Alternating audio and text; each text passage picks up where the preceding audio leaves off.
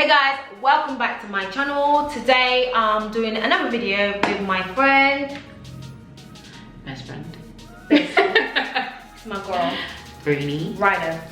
And today's video is basically about friendship. And we've been through it. We've been through friendship. don't laugh. Don't laugh. Like, we've been through a lot. Yeah, I kind of don't know. So today's video is about friendship, the good, the bad, and the ugly. And I think we're just gonna flow. Yeah. We're just gonna talk about friendship. And I think for me and Breeny, we've gone through. How long have we been friends for? 12 years. Yeah. She's my longest friend that I've managed to keep, kind of. Kind of. Yeah, I think yeah, we've been friends for 12 years. So yeah, so friendship. Breeny, talk to me. We'll start like this. When did we met on Facebook? No, MySpace. Sorry, we met on MySpace. We met on MySpace. Breeny, and apparently she slid into my DMs, but I feel like she slid into my DMs. I did not. But the way she's looking is disgusting. Listen, like, yeah. I would never. I would, me slide in the DMs, never. We became friends through MySpace, and if you remember anything about MySpace back then, it was like you had top friends. Top friends. I don't even know where she came from. And what did I say to you? What did I say? No, I remember it. Do you know what? Breeny messaged me on MySpace. She was like, "Hi, I'm a new born again Christian. I'm trying to make some friends. You know, you look really strong in your faith, and I really like." You look really strong. Yeah, that's what you said. You look really strong. You know, you look strong in your faith, and I really just want to make some Christian friends and grow in the faith. And I was like, okay, cool, why not? And I think that's where we began. And we became friends, and they had an event at her church that she invited me to, and I went to it. And she never left. I didn't. I didn't know. Wow. I don't know if this video is gonna go back. It's too problematic. So yeah, went to the church and we became friends. And yeah, what are some of the lessons that you've learned from our friendship? I think when we first started, like, I was really anti-friends because I had really bad experiences, so I didn't really want to like claim anyone as my friend. And I think whereas Vivian had like experience with like friends, because friends were like more family to you, whereas my family were family and friends were just meh. Like, I didn't really trust people. Yeah. So like I think we came from like different angles. And I always say that like Vivian taught me what friendship was back then. And so in that, I think because she had so much experience with friendship and I didn't, I kind of took it for granted, and I also didn't know how to really receive that kind of level of friendship. Vivian would want to like call me every day or text me every day, and I'm just like, I need space. And I think for me, I think my thing, like Breeny put it perfectly, my friends are my family. Like, in that, I have a family. I'm not an orphan. I have a family, but that's the subject for another day. But my family is not the most together or united front unit. Yeah. As most people's families are. So I think for me, I quickly learned to substitute that in friendships, and I would really like focus on building my friendships and stuff like that. And over the years, my friends have proven to be that family. Do you know what I mean? Like, for example, remember when I went to graduate for my masters, like me and Breeny had just kind of made up again, and she still left her house and marched all the way with her camera to my graduation for my masters, and I was glad that he was actually able to make it. But yeah, so for me, my friends have been a substitute for family. So I always would invest in my friends. I would always give my time to my friends in that way. And I think where Breeny's background wasn't really like that, and you had a lot of friends that had to like obviously let you down, I was just like, what's wrong with this girl? And for me, one of my way of bonding in friendship is communication. I like to be able to talk to my friend. I may not see you every day, but at least to know, okay, how are you? How are things? How are you coping? Is there anything I can help you? How can I support you? Stuff like that mean a lot to me, and I think it keeps me connected. Yeah. And obviously different people are different, and I've learned as I've grown up, as I've matured as a person, I've learned that actually people receive friendship differently, people express friendship differently, and it means different things to different people. Do you know what I mean? So what have you like learned now about friendship in comparison to where you was back then when we first became friends? I think that when you get older, like you realize like who your friends are. Like, I was even thinking before I left my house today, like I now know who my bridesmaids are. Like I didn't know that before, but it's taken me a long time to get to a place where I'm like, okay, now I know what friendship is, and now I know who's supposed to be in my life. Like even when me and Vivian stopped talking for a while, the last time we stopped talking, I still had a picture up in my bedroom with you, me, and Amina from the wedding. That picture. It said, it has some quote or something on it, whatever. I still kind of kept it up, even though I wasn't talking to her. You're still in my frame up there. Yeah, I know. I realized. Christmas. I never took it down. Listen, carry on. So like, I feel like friends that are supposed to be in life for a long time, they become family, and it's like you may have ups and downs, but they're not going anywhere. So like, even when me and Vivian fell out, like I knew it was only a matter of time, and I knew that the space would do us well. But I always knew that we'd be friends again, because like she's like my sister. I can't like just be like can't get rid of this one.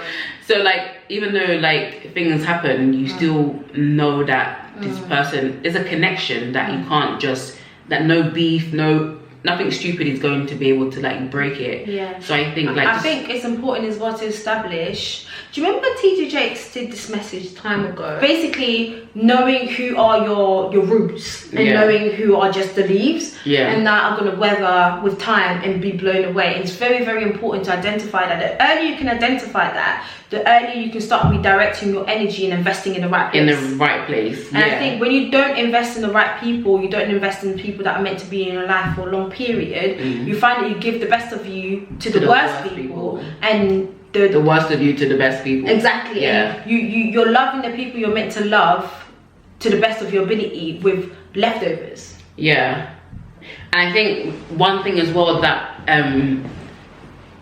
I realized, it kind of like similar to all relationships in my life, I always chased people that didn't want to be like, didn't want me to be there, didn't want to be friends with me to that level that I wanted to. Whereas the people that did want to be friends with me, I was just like, it's like it's like too easy. It was like, okay, well, challenge. It's like I just like wanted a challenge of like, oh, this person doesn't really want it, so but because the person doesn't want me, I want them even more. But the people that are just like, oh, I'm here, it's like, go away. So Vivian always used to say to me that, oh yeah, you love people that hate you and hate people that love you, basically. And I think that was like a revelation for me, and then I realized that I had a lot of issues. Pertaining to relationships, but I also do really feel like it stemmed from like my siblings as well, because I wasn't close to my siblings growing up. But you know what though, I think we had the same experiences with our siblings, and we went opposite directions. Like for me growing up, my sister above me, I think we're like just a few months apart. I thought she was gonna be my bestest friend in the whole wide world. But we'd fall out and she'll stop talking to me for months, and I feel like my heart got tired of like, I thought it was almost like breakups. Like she'll stop talking to me for 6 to 12 months, but we're sharing a room. Do you know how like intense that is? So I think my heart just got tired. So what I did is I started investing outside. Do you know what I mean? So I started investing myself in my friendships, and those friends proved to provide more consistency and stability, and be more reliable emotionally than she was. Because if we fall out, she wouldn't talk to me for 6 months, but I've got people outside that I talk to. So I can rely on them. Do you know what I mean? And that over time it just built, and that's how my friends became my substitute for my family, because I had this idea that I thought my sister, especially the one above me, was going to be my best friend.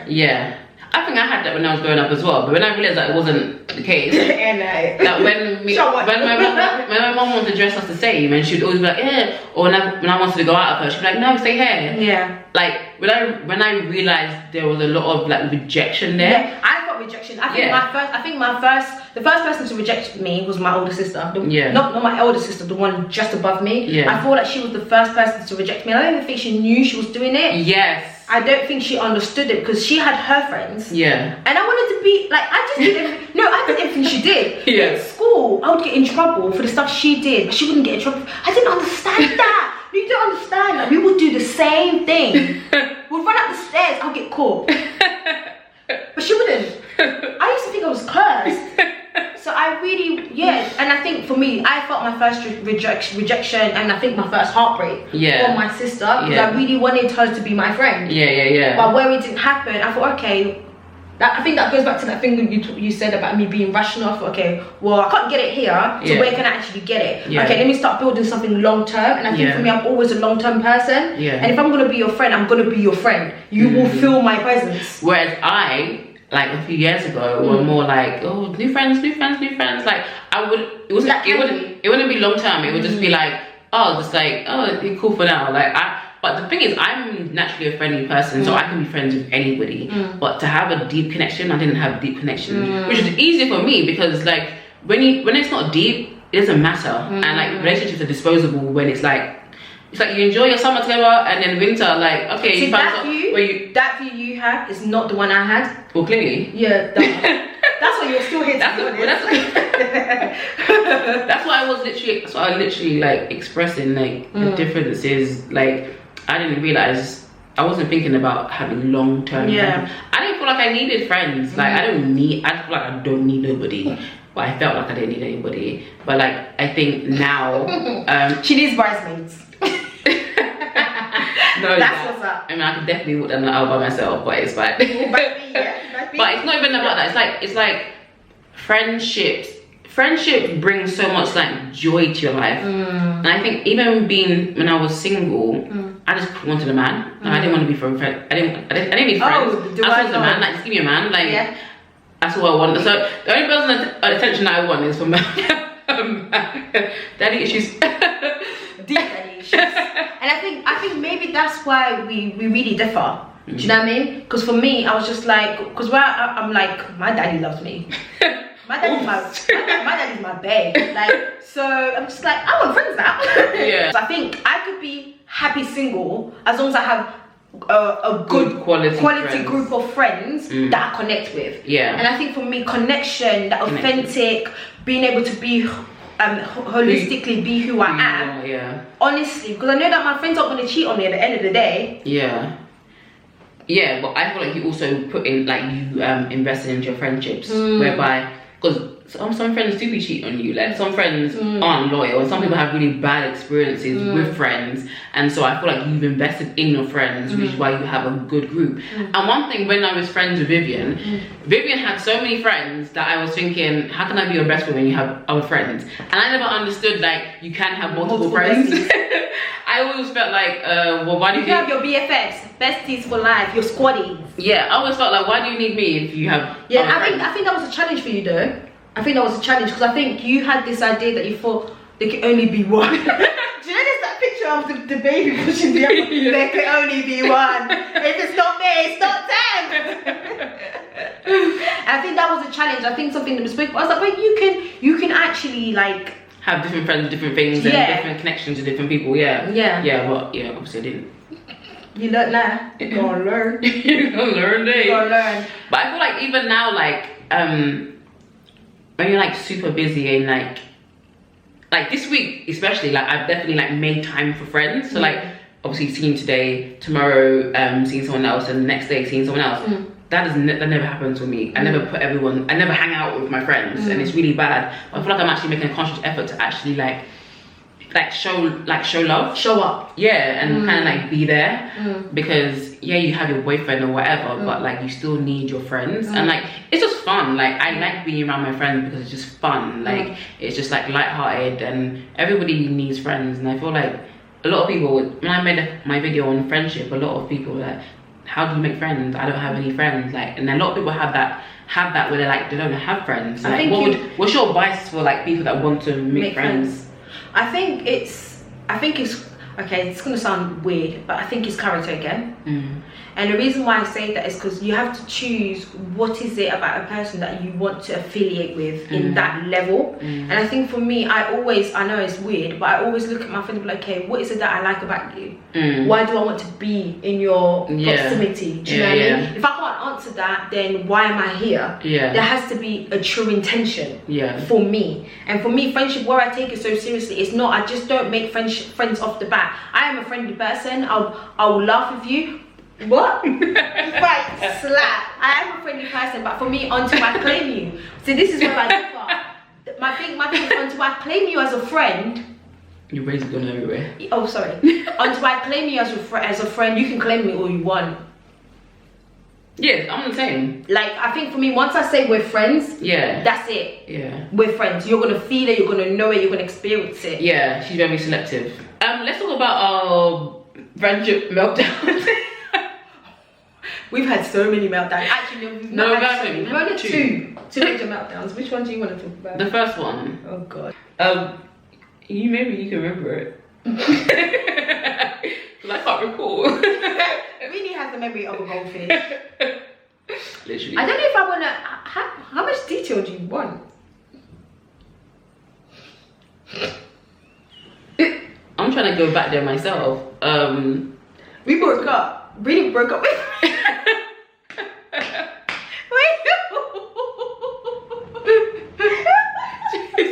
Breeny broke up with me. What is that video? The thingy from Simpsons, yeah? It goes, I'm in danger. Yeah.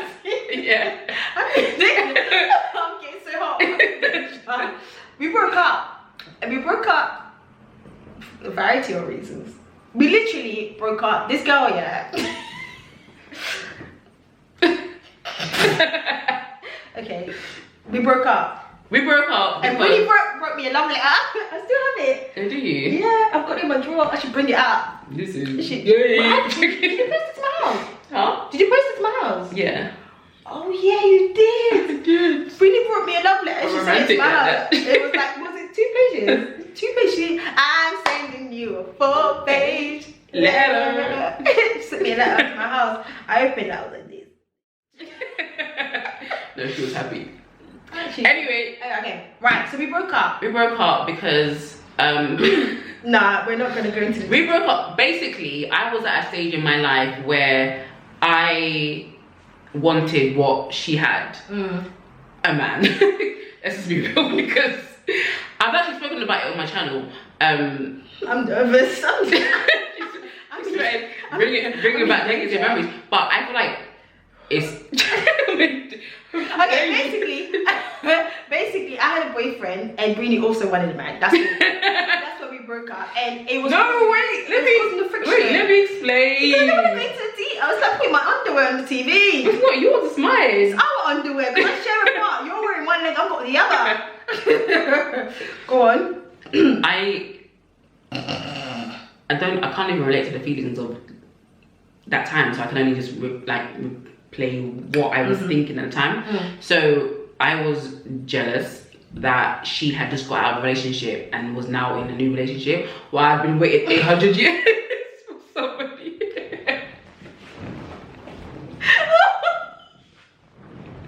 It'd be like that sometimes.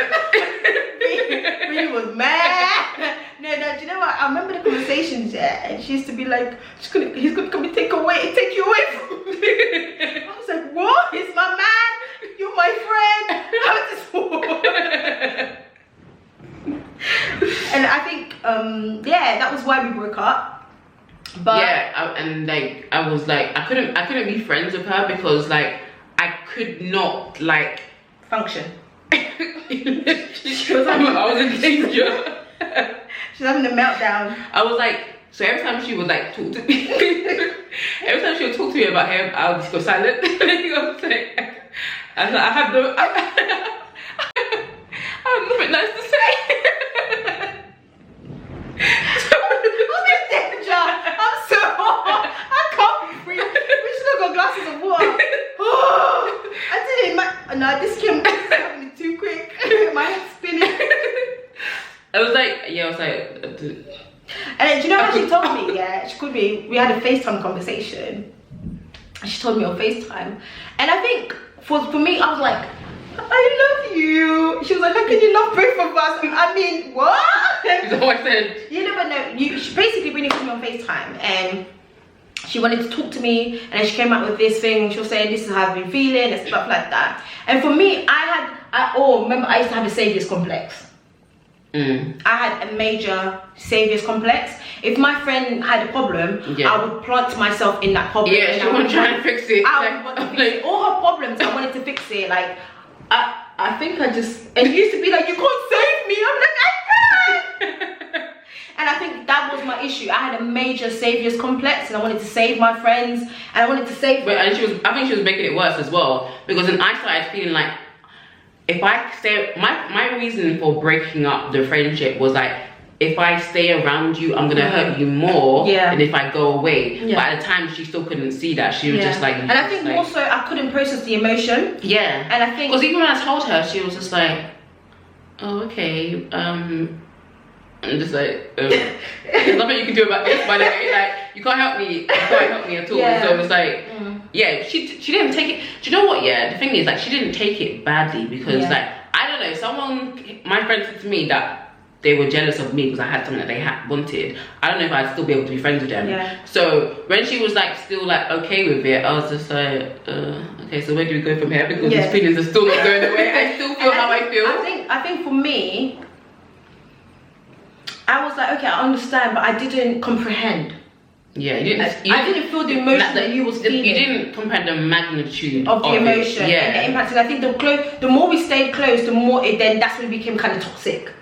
It was loads of like friction, like, and I just couldn't wrap my head around it. And I think now that I've grown up and I've matured and I'm in a more emotionally intelligent space in myself, I can understand the emotion. Do you know what I mean? I'm able to, and I think I respect Breeny even more so now because I'm able to really grasp what she was feeling and be like, wow, like you were very, that's what I say, I think you're very emotionally intelligent. You was able to be vulnerable, like, and honest and be like, this is how I feel. And I think that's one of the reasons why no matter what happens, I will always work on my friendship with you, because I know that you will always own your emotion and always tell me the truth about how you feel about things in that moment. And you're not going to get that from everybody. Some people will pretend to feel something they don't feel. And some friends will even hide that emotional jealousy, envy, whatever, away from you so that you don't see it. I saw a tweet as well. Twitter, just Twitter every day. No Twitter. I don't actually, you know, I take long breaks from it. I saw a tweet, and this girl was talking about how her friend came to her. Oh yeah. Did you retweet it? Yeah. Was you in it? And I was like, it reminded me of Breeny, and I was like, you know, I respect this girl. I respect you for that, for actually being able to be open. Cheers, buddy. Come on. Be open. You're not gonna get that. And for me, okay, how do you deal with that? I say, in that space, and if you are the one feeling that towards a friend or the one receiving it, the only thing is you have to allow them to feel what they're feeling. You have to allow them the space to go and process and deal with it. And I learned something from watching Matthew Stevenson's last year. Jealousy or envy comes from insecurities. When you're insecure about a particular area of your life, it causes you to compare it with other people. Comparison breeds jealousy. Jealousy breeds envy. What's the difference between jealousy and envy? Jealousy is wanting what someone has. Envy is saying they're not deserving of that thing. Yeah, we should say that. I can't remember, but I've watched too many videos and I've learned too many things. That's why I'm on YouTube, to share the things I've learned. So, all I'd say is respect your friend's emotional space and allow them to be. And the last thing you can do is actually judge the emotion, because I think another thing as a Christian, another thing that we do as a disservice to ourselves is that we don't actually respect the whole spectrum of the human emotion. We're all for happiness and joy and all that stuff, but when it comes to the negative emotions like anger and envy and jealousy, we don't respect them. I'd say you can feel this emotion, but don't live in them. Don't build in them. Don't take actions in them. Do you get what I'm saying? And the Bible says be angry, but don't sin. Do you know what as well? When I was going through that time in my life, I remember I would go to church and the sermon was always like, oh, you have that friend that is like jealous of you, and really? Not like that, not in that sense, whatever. But it's like they're always like saying, talking down on it. But who talks about how to overcome. What about the person that is jealous? Yeah, I feel like in church we can be like, oh yeah, this person, your haters and your enemies and stuff like that. But at the time I was thinking, but the person that is jealous of you, how do they overcome? How do they overcome it? And like, they don't want to be jealous. Nobody wakes up. But like you said, the root of it is insecurity. So why don't we preach about insecurity instead of condemning it? And that's the one thing that I couldn't really reason. That's which is why I actually appreciate Matthew Stevenson, because he really does dig deep to the core of issues, and he realizes that everybody's messed up. So it's not someone's better because they're not dealing with this. It's like we all mess up. And I really hate the whole concept of my haters. I hate that so much. Because it's just people. It's just people who either want to be in a position that you're at, but they can't deal with the realities of where they're at. That's all it is. You know, like someone desiring what you have doesn't necessarily mean you're better than them. Do you get what I'm saying? Or that they're a bad person. And I think one thing I really want us to deal with on the Christian aspect of things is learn to accept the human emotions as they are. You're gonna feel envy, you're gonna feel jealousy, you're gonna feel anger. If you don't feel none of those emotions, I'm sorry, but you're in a bubble. You're not in the real world. You're not, you know, but it is what it is. It is what it is, yes. That's why we broke up. That's why we broke up, phase 1. How long was that for? That was a year. We broke up for a year. Relationship breakup is such a real thing though. Friendship breakup. It's so, friendship breakup, sorry. Friendship breakup is such a real thing, to like break up with your friend, especially someone that you've bonded with over real life. Do you know what I mean? Like Breeny was there when I went through one of the worst breakups of my life. Like everyday breakup. breakup. No, that was one of the worst things to ever happen to me. You was there, literally in the middle of it. Like I think she even called the police on him one time. Do you remember? You're probably not gonna remember, but I was worried for your safety. She was worried for my safety. That was breakup phase 1. Breakup phase 2 is because she couldn't get over the fact that I broke up the first time. No, it was not. Yes, it was. No, it wasn't. Breakup number 2 was the fact that you accused me. But before that, it's because there was still like a lot of like we were trying to become friends, go back to being friends again, like normal, and it was just like, if I say something, she'd be like guarded. Guarded. It'd be like, and I thought she kept barking. You're barking up the wrong street. It's for lights on me. No, but I think, you know what? I think what happened was when we'd come back together, there was a lot of healing to happen on both parts, and you really wanted me to understand your perception, but I was just like, but you broke up with me. Because how could you?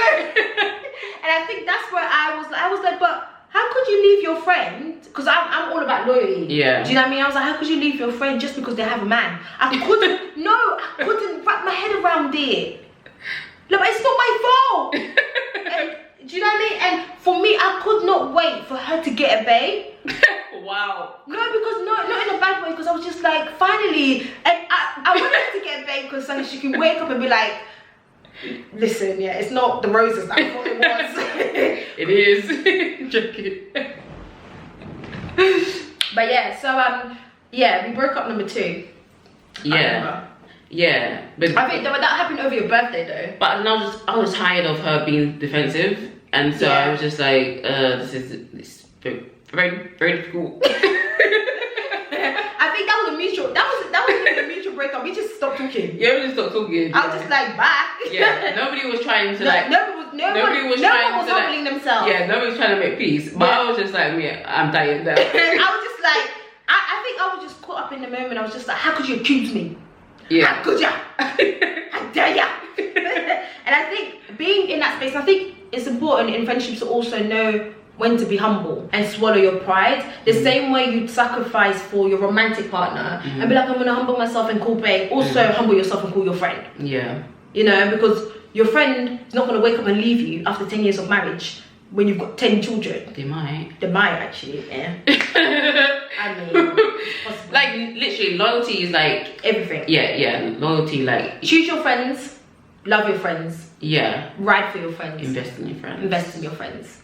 because I feel that we live in a generation where a lot of girls love the idea of relationships, romantic relationships. Yeah, but if you can't be friends with girls, if you can't have friends, you can't be in a relationship. Yeah. Because it takes the same level of sacrifice and selflessness to have a friend than it does to have a... It takes the same level of humility. Yeah. You need to be able to swallow your pride and be like, you know what, I'm going to call my friend. Yeah. You know, but it's important in... Oh, this is something I really wanted to say. It's important to learn how to be selfless, but also not be stupid. Even in friendships, you need to be able to draw the line. And that's one thing I had to learn. I am not Jesus. I can love you, I can respect you, I can be there for you, but I had to learn actually how far can my threshold go. And learning that actually protects you and helps you love better. Because if you keep exhausting your threshold or your emotional threshold to a point where you have nothing, you just turn into someone that snaps all the time. Yeah. Because you're just loving people with your leftovers. Yeah. You know? Yeah. Anyways. But yeah, that was our video on how we broke up and made up. But yeah, now we're friends again. Now we're like repairing. No, now I feel like we're in a good space. Good because we've grown individually, and now it's not so intense. Yeah. Like we both got like our separate lives and stuff like that, and there's a lot of breathing space. Yeah. So I feel like it's like organic, and it's like we don't have to see each other every day, we don't have to talk every day, but like it's good vibes. Do you know what I mean? Yeah. And so yeah, so friendship. I think now that she's in a relationship, I feel like yes, for me anyway. Why? Because I feel like you're stable now. Oh yeah, I was unstable before. Yeah. I feel like I was bearing the brunt of it though. I'm not gonna lie. I feel like, oh my gosh, could not wait for someone to come into that space and just do it. Because I was like, oh my god. Oh my god.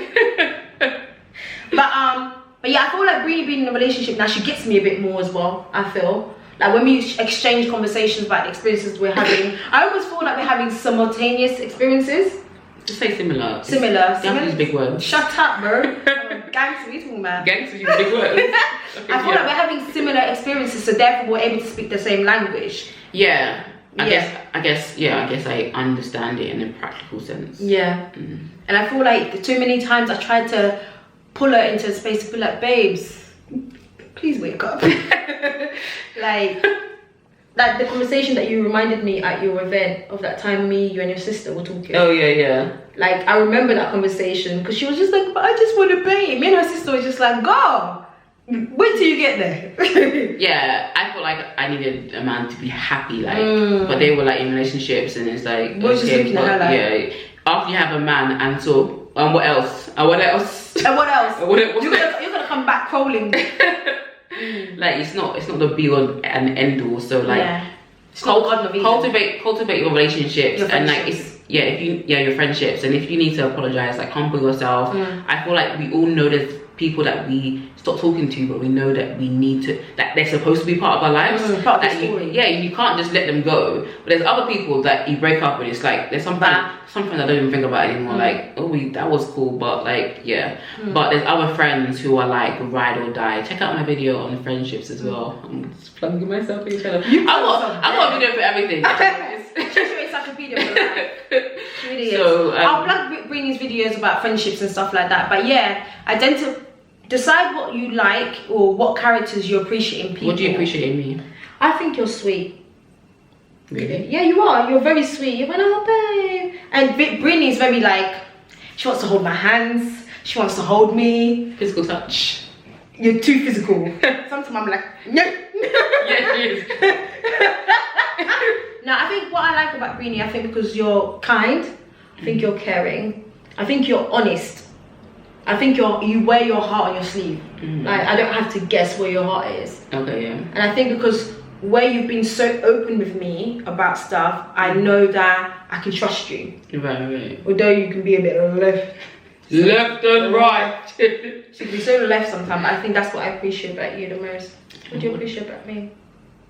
You better open your mouth. Wow.